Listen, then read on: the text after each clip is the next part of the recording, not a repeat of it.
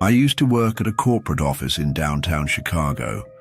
It was one of those high-rise buildings with sleek glass windows, long fluorescent-lit hallways, and a spacious but eerily quiet restroom on the 15th floor.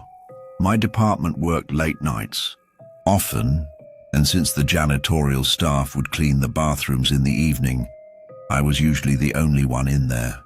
One particular night, I had been working on a project and realized I had been sitting at my desk for nearly 5 hours without taking a break. I got up and made my way to the men's restroom. The lights were dimmer than usual, flickering slightly. I pushed open the heavy restroom door, and the sound of it creaking echoed throughout the empty space.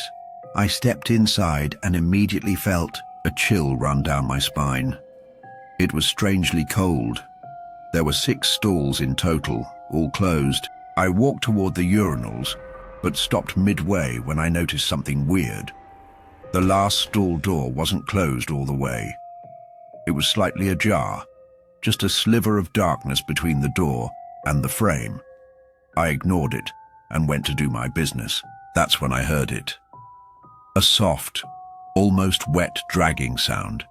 It was faint at first, but it was definitely coming from inside one of the stalls. I froze, my breath hitching as I strained to listen.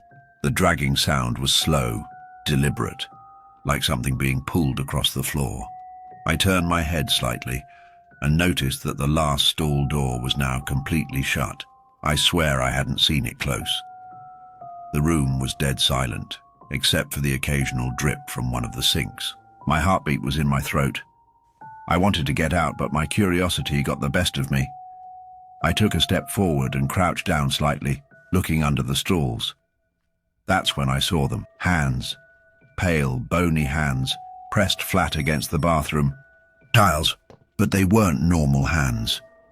The fingers were too long, the knuckles bulging unnaturally. The worst part?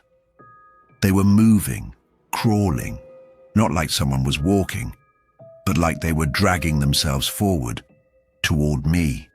I stumbled back, my shoes squeaking against the floor. The second that sound echoed, the hands darted back into the stall.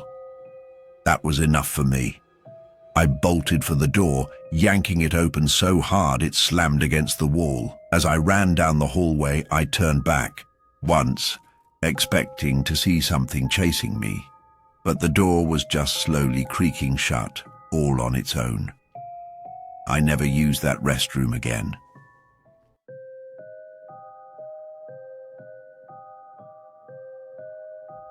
This happened to me when I was in college. I was at a local shopping mall with my best friend Mia when I excused myself to go to the restroom. The food court restrooms were surprisingly empty for a busy Saturday afternoon, and that made me uneasy. There were about 5 stalls, and I picked one near the middle.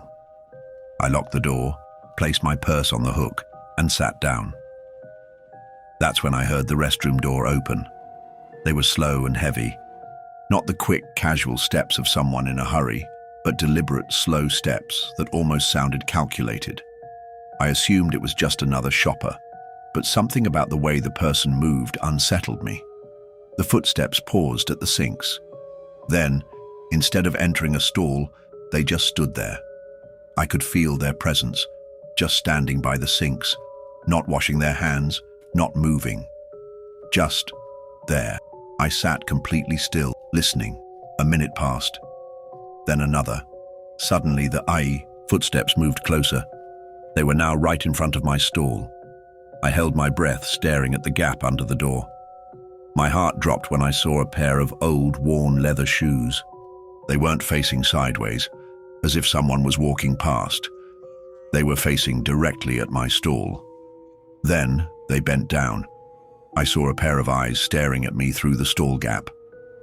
I let out a gasp, stumbling back against the stall door. The second I moved, the shoes whipped around and bolted out of the restroom. I burst out of the stall, heart pounding, running to the door. When I got outside, the mall was just as crowded as before. People shopping, eating, laughing. But the man in the leather shoes was nowhere to be seen. To this day, I don't know who he was or what he wanted, but I know for sure he wasn't just some random mall goer.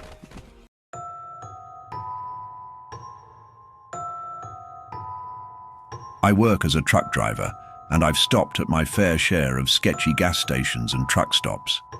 But this story takes the cake. I had been driving for nearly 12 hours when I pulled into a small gas station restroom somewhere in Arizona.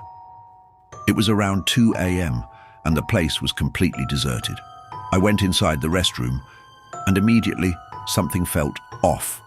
The mirrors, they were too clean.